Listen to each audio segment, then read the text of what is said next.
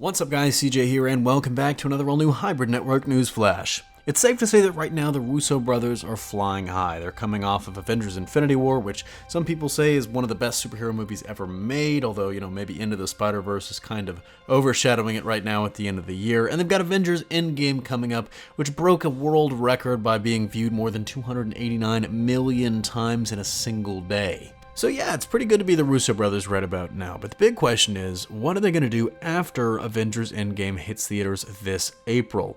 Well, we know the answer is that it's probably not going to be a superhero movie. They've said that they're ready to take a step back from doing those for a little while.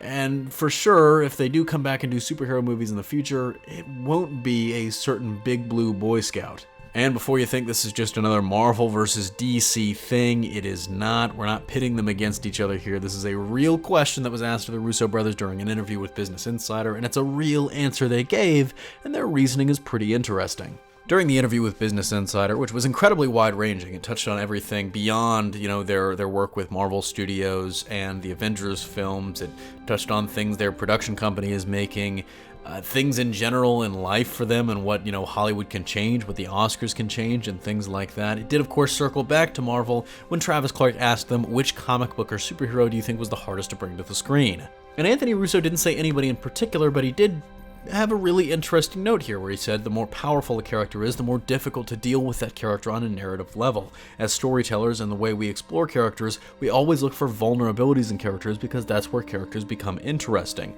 That response prompted Clark to respond like Superman, to which both Anthony and Joe replied, yes, exactly. And Joe specifically said, he is a very difficult character. You have to find an emotional flaw or weakness in the character in order to make them vulnerable. And there are a lot of really interesting things to dissect here. I think first and foremost, you can't really argue with their quote that the stronger a character is, the harder it is for an audience member to relate to them. I mean, that's just common sense. If a character is literally indestructible and all-powerful, like Superman is, it's really hard to feel for them or take them seriously to a certain degree.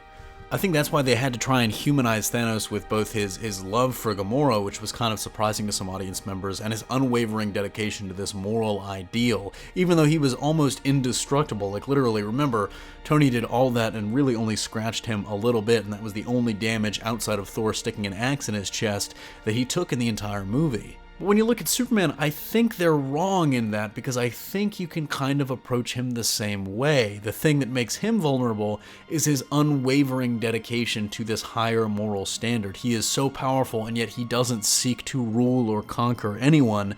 He seeks to be the best person that he can be, and I think that's really, again, maybe that's just old-fashioned, and maybe it's something you don't think audience members will really relate to, but I think that dedication to a higher moral standard is what makes him vulnerable. They did also say that that's why someone like Vision fell in love, was because that was something that was not necessarily a flaw, but a vulnerability, and you see that in Superman as well with Lois Lane. That's what makes him vulnerable, is also his love for Lois. So let me know what you think in the comment section down below. What do you make of what the Russo brothers are saying here, and what do you think that means for future Superman movies? Obviously, we know that Superman has struggled on the big screen basically since the Donner films. I mean, Man of Steel I really loved, but I think a lot of critics it didn't sit well with them. A lot of audience members maybe didn't like it as much as they could have. And this comes at a really interesting time, doesn't it, with Henry Cavill's future sort of in doubt, up in the air. I mean, he's moving on to different things, certainly with the Witcher series, and he was great in Mission Impossible Fallout. But who knows what the future holds for him, especially in the wake of the rumors that he's not restructuring or renewing his contract with WB and DC to play Superman again. Could he be done, even though Jason Momoa just insisted at the Aquaman premiere that he's absolutely not done? That's going to do it for me here, though. Thanks for watching. Don't forget to smash that like if you like what you saw, subscribe for more great content every single day, and consider turning on your notifications to be alerted every time we upload a new video. Signing off, this is CJ, and I'll see you next time.